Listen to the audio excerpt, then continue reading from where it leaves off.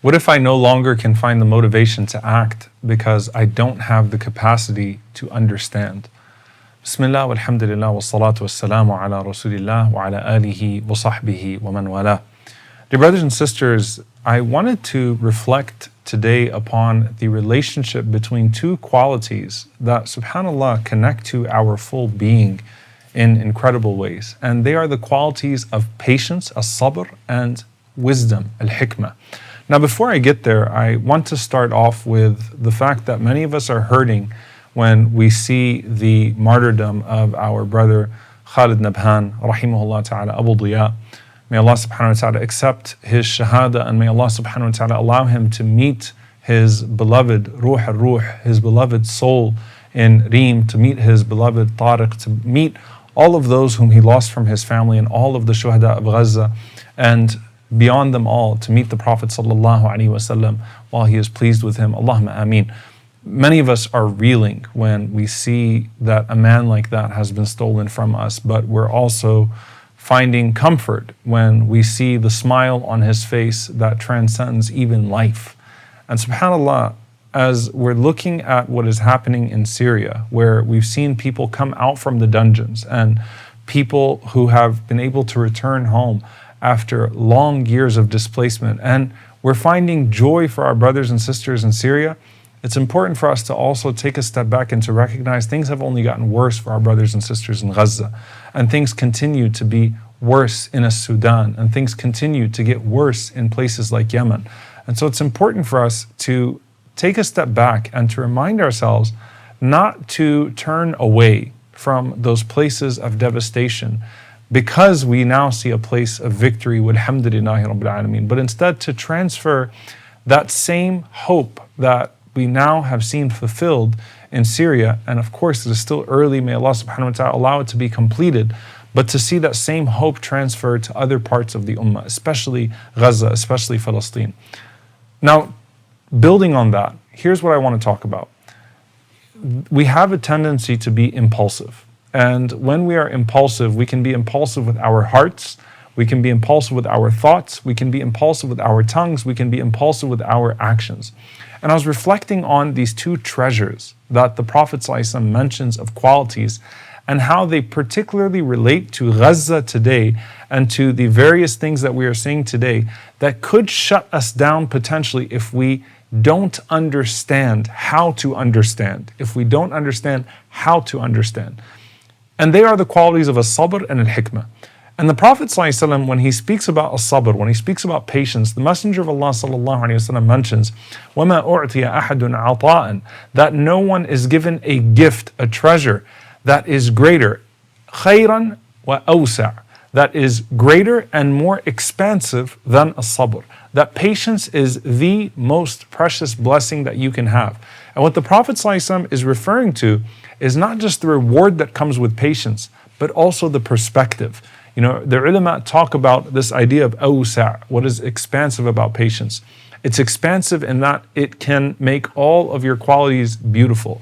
It's expansive in that it can make you patient with your desires. It can make you patient with tribulation. It can make you patient with your good deeds so that you actually see them through. So it's expansive in that sense, but it's also expansive in that it gives you an expanded view on the world that's around you. It expands your perspective. Now, when the Prophet ﷺ, in one narration from Abu Hurairah radiallahu ta'ala anhu, talks about hikmah, when he talks about wisdom, al-hikmatu dalatul mu'min. Hikmah is the lost property of the believer. It's a treasure. And whoever finds it, then it is for him. They have the greatest right to it when they find it. And so you have this idea once again of a treasure. Patience is the most expansive treasure that a person could have. Hikmah is the lost treasure that you should be pursuing and seeking your entire life and trying to find wherever you can, pursuing it everywhere. Now I want you to think about the output of hikmah and the output of sabr and how these two things are related, especially when we see things that otherwise could shut us down emotionally as well as intellectually, and of course, worse than all of that, spiritually. Sabr protects you from being impulsive with your desires. It protects you with being impulsive with tribulation, with responding in a way that's not favorable to your akhirah, in a way that's not pleasing to Allah subhanahu wa ta'ala. and could stop you from being impulsive when it comes to your good deeds, because you don't see that they are yielding the results that you wanted them to yield right away. And so you give up halfway through and you don't demonstrate resilience. Sabr stops you from being impulsive in that regard. It stops you from being impulsive with your reactions. Hikmah also stops you from being impulsive. How so? Hikmah stops you from passing judgment on a situation that is premature and that will essentially shut down any type of action that could potentially come out of that and stunt your growth of understanding of the situation that's in front of you. Hikmah allows you to take a step back. So if you think about what hikmah actually is, what wisdom actually is, it comes from hakam. It comes from the horse's reins. You hold your horse back. You allow yourself to govern your thoughts. You allow yourself to govern your tongue. That's why most of silence, or most of hikmah, is actually silence, as the ulama teach us, that a person who can practice as-samt, they can practice silence in the face of something that everyone else has commentary on. That in fact is wisdom, a person holding back. There's a narration that's attributed to Luqman al-Hakim alayhi salam that if speaking is from silver, then silence is from gold. And so most of your wisdom is being able to hold your tongue and to wait to see a situation unfold. And in the process of holding your tongue and holding your thoughts, you allow your perspective to grow.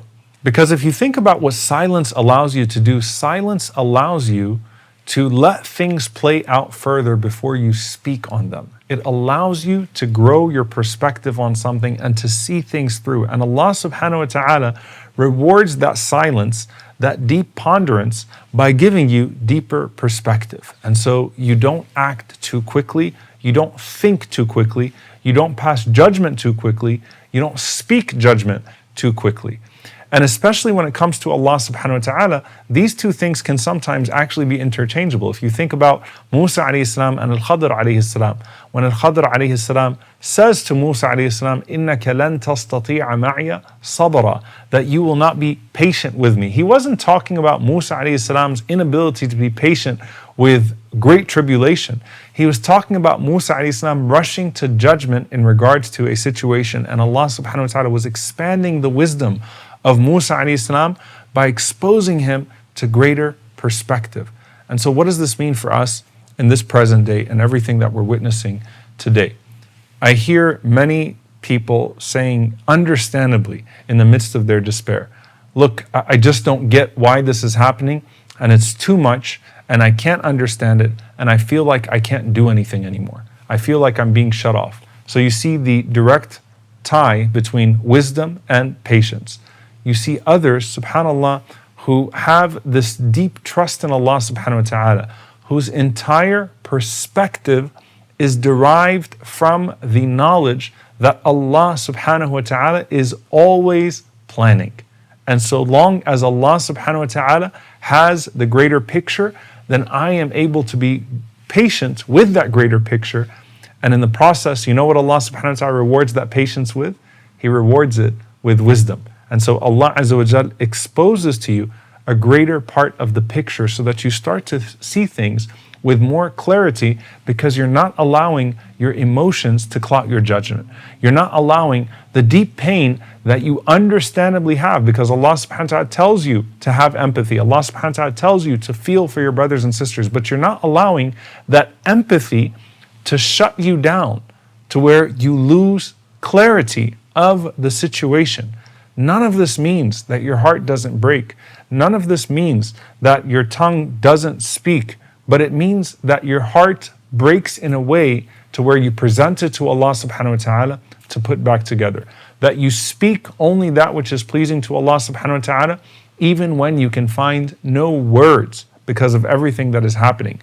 That your thoughts, as they start to get darker, you remind yourself, Allahu nuru samawati wal ard, that Allah is the light of the heavens and the earth. That Allah subhanahu wa ta'ala is the only solution that I have to clear my mind, to clear my heart, so that I can continue to move forward. So patience stops you from being impulsive in regards to your actions. Wisdom stops you from being impulsive in regards to your thoughts. And subhanAllah, I just want to share this because it was something that I found remarkable. I was speaking to someone who I find to be deeply wise, who I find to be deeply optimistic about the situation always. And I feel like Allah subhanahu wa ta'ala has gifted him with so much.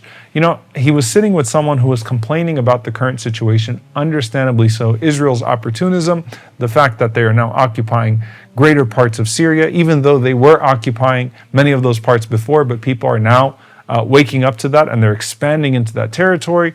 Gaza seems to be shrinking, the cause seems to be this, the cause seems to be that. And he was saying, look, this is going to be khair bi'idhnillah. And he had such a spin, a positive outlook on this, that it was remarkable to me. He said, if they occupy more, then this will make them occupiers of greater than just the Palestinian people. And in the process, you will have more people that will rise up against them, bi'idhnillahi ta'ala. And if they occupy less, then this will be a means of their retreat, and Allah subhanahu wa ta'ala will show them that retreat will come from different directions as well. He was able to point out something in everything. Now, you don't have to present a precise, optimistic outlook on everything. But the idea of being optimistic, because you know that Allah subhanahu wa ta'ala is in control, the idea of trusting Allah's sight over your eyes is what allows you to have wisdom. The idea of trusting Allah's knowledge over your knowledge is what allows you to have wisdom. And the idea of trusting Allah subhanahu wa ta'ala's reward over your impulsive reaction is exactly where the gift of patience comes in. And so no believer is given a treasure that is more expansive than patience. And with that great expansive treasure of patience is that lost treasure of wisdom. And so the believer is able to proceed with clarity, to proceed with steadfastness. Now think about the shaitan. Al-ajalatu min ash-shaitan. Haste is from the devil. And haste being from the shaitan means that hasty thoughts are from the devil, that hasty deeds are from the shaitan, that Allah subhanahu wa ta'ala calls you instead to proceed with a sense of urgency, but to not let that urgency be a transgression of the boundaries that He has put on your thinking, on your emotions, on your actions, in moments where we feel so caught up in the devastation that we are seeing. You know, subhanAllah, I had written something along the lines of the only way that here makes sense is with the hereafter, right? It's the only way to really deal with here right now is to know about the hereafter, is to know about the akhirah. That if we were relegated to this box of this dunya, to this box of this world, then we would all be in ma'ishatan dhanka. We would all be in this constricting life, this constricting, suffocating life, because we don't understand that there's more to the outside of this box. But what gives us hope, alhamdulillahi rabbil alameen, is that not only is the box that's in front of us not as clear to us as we may think it is, but that what is outside of the box is so much greater than what is inside of the box. May Allah subhanahu wa ta'ala grant us patience. May He grant us wisdom. May Allah subhanahu wa ta'ala grant us steadfastness. May Allah subhanahu wa ta'ala allow us to proceed with clarity, with action, with that which is pleasing to Him, even when we find the most devastating things happening to our brothers and sisters in Gaza. And when we want to shut down, may Allah subhanahu wa ta'ala allow us to instead move to the next level of our action. Allahumma ameen. Jazakumullahu khairan. Wassalamu alaikum wa rahmatullahi wa barakatuh.